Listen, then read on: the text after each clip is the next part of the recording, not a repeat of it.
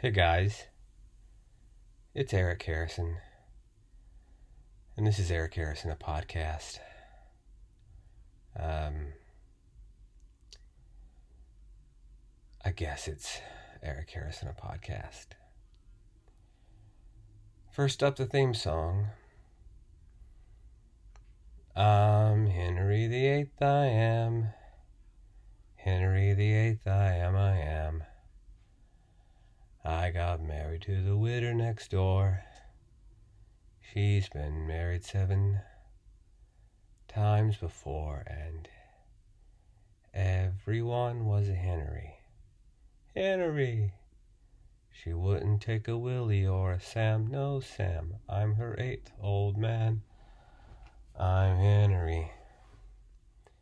Henry VIII, I am. So, I have some confessions to make. The last podcast was released on a Monday, and I said I was moving to a Monday release schedule. And if you're listening to this, you probably think I'm still on a Monday release schedule, because this will come out on Monday. But I betrayed our trust when I made that podcast.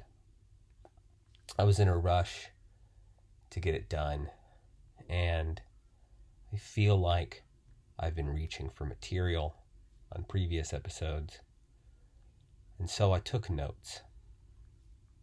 I'm sorry that I did, and mostly it's because I couldn't remember all the words to karma, chameleon. But it was also because I was afraid of continuing this podcast in the way that it has been made without preparation or forethought or skill.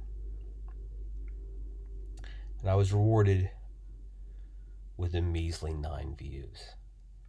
Now, some of that can possibly be attributed to the change in release schedule. And I will admit that in the last couple of days, since Thursday, the views have come back up a bit, back to where they ordinarily are. But I feel like I was being punished by the universe for my hubris. I also feel like you let me down. I'm not going to lie to you. I feel like you, the podcast audience, let me down. You know, I thought by moving to a Monday release schedule, like, I'd get more popular. Because Monday's a popular day for podcasts, and I'd really like to quit my job. And, you know, the shirts are selling okay, even though I'm not giving them to anybody, but people are still sending me money, but, you know, it's not enough. I really need to be podcast famous. I really need those sponsorships. So, I fucked up, you fucked up. Let's just leave it at that. And I needed to devise a way to punish you for being loyal listeners. Because I can't punish the people who stopped listening because they stopped listening. I also needed a way to punish myself for my crimes.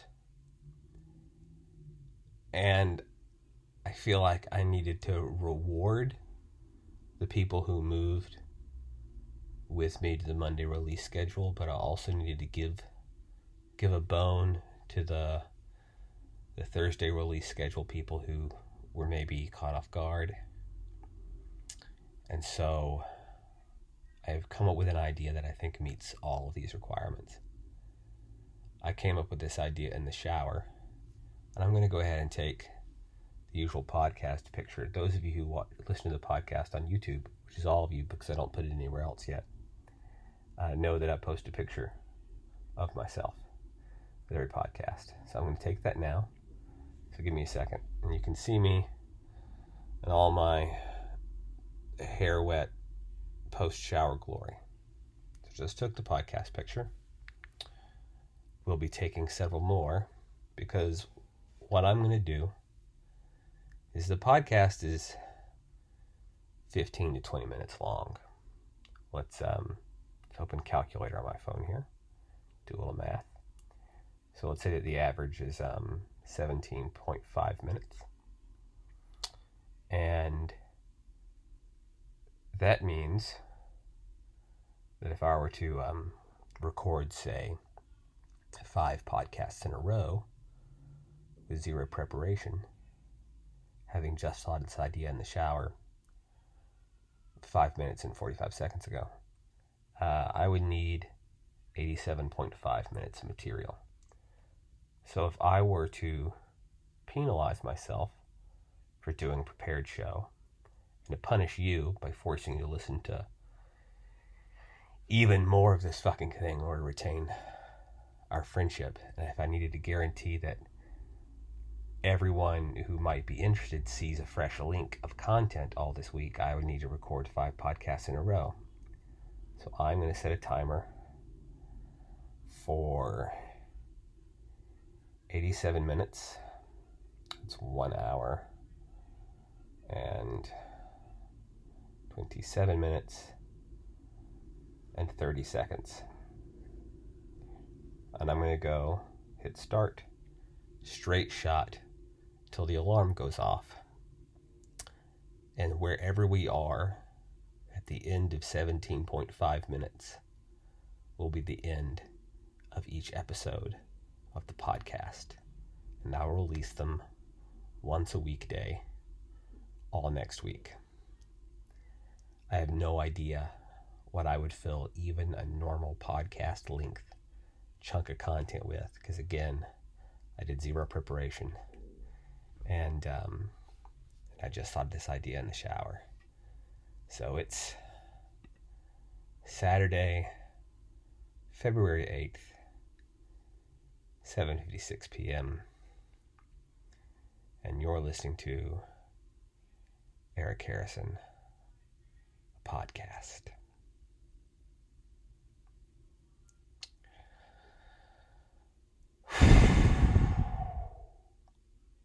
Yep, I am already out of juice. So, how are we gonna feel this time, guys? It's just you and me now. No gimmicks.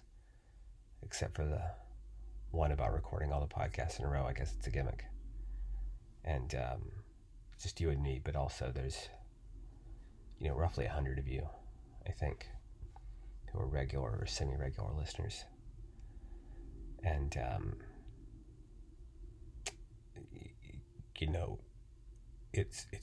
there's no pretense right now, except in as much as there's always pretense. So, feeling pretty raw. I'm going to tell you about my shower. Sure, why not? It was a good shower. I like it really scalding. I don't know how you like your showers, but I like mine, whatever the point is, you're going to hurt yourself. One notch down from that. Like I'm really hot. And I've taken 3 showers today. So we're almost out of hot water. The reason I've taken 3 showers today actually is because my ear stopped working. Yeah, so I sneezed on Thursday night. This is a true story. I sneezed Thursday night and stopped being able to hear out of my right ear. And my usual tinnitus, I've had tinnitus all my life, but my usual tinnitus got significantly worse. So that sound when like an electronic is dying and you don't really notice that you're hearing anything until you stop hearing it when someone turns the dying television off and you're like, oh God, it stopped. I didn't even notice that was stressing me out. That's what my tinnitus usually is. But very subtly, after yesterday's sneeze, the tinnitus in my right ear slightly corrected to be what you would hear if you're on a step stool in your kitchen and your smoke alarm is going off and you're trying to press the button to turn it off and you're really close to the alarm, but nothing you do is working and you're pounding your fist against the smoke alarm. So slight shift. And I also lost most of the other hearing in my right ear. Presumably this is related to my ongoing issues with my inner ear and my skull in general. My ENT did not seem particularly concerned, despite the fact that I was freaking the fuck out. And after a huge dose of decongestants and liberal application of a white noise machine so I could sleep, I woke up this morning, Saturday morning, with the situation much improved. I still hear the ringing in my ear, it's just quieter. And if someone's talking, it pretty much goes away. There is a caveat to that I'll get to in a second, but I found that it gets much better after a shower. And so whenever I get really irritated with the inside of my ear, I take a shower. One shower gets you clean. 2 showers gets you clean and dries your skin out. 3 showers is just depression. If anyone wants to know what depression is, it is 3 showers in the same day. Just water sloughing off of your skin and staring into the darkness, waiting for it to be over. That is the 3rd shower. And hoping against hope that this time, when you turn the water off and you're no longer cushioned by the insulating noise of beads of water striking against your back and against the bathtub, that the screaming, incoherent death sigh of the universe that is permanently stuck in your ear will cease. And it never, ever being true. So it was a nice shower. 4 stars out of 5.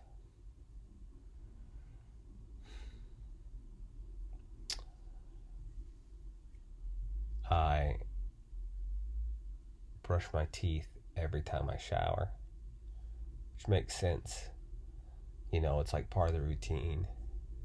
But the routine really isn't designed to accommodate 3 sequential showers due to hearing problems.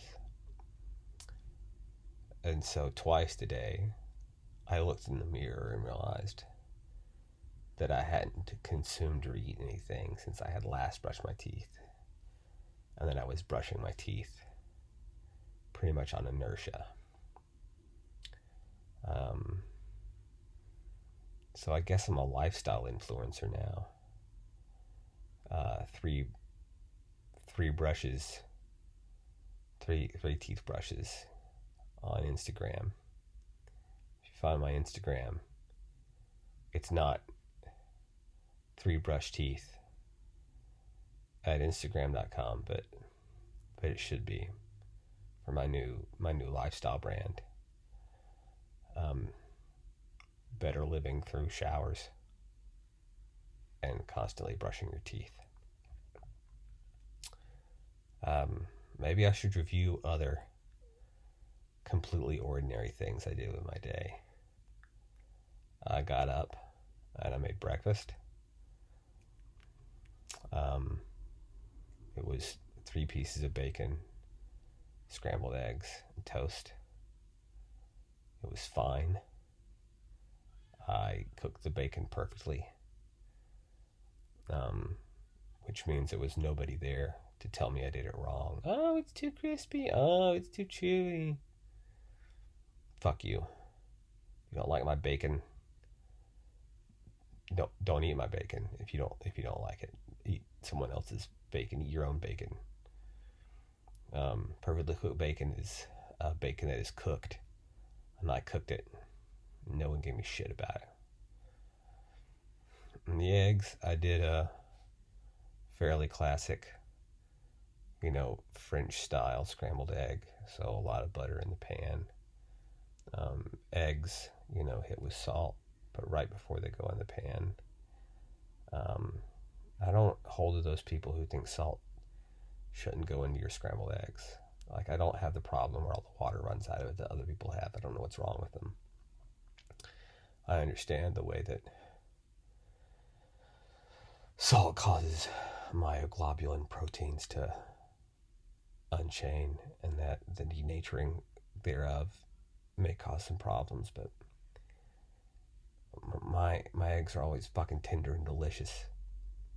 So salt your eggs. So salted my eggs and put them in the pan on medium with butter.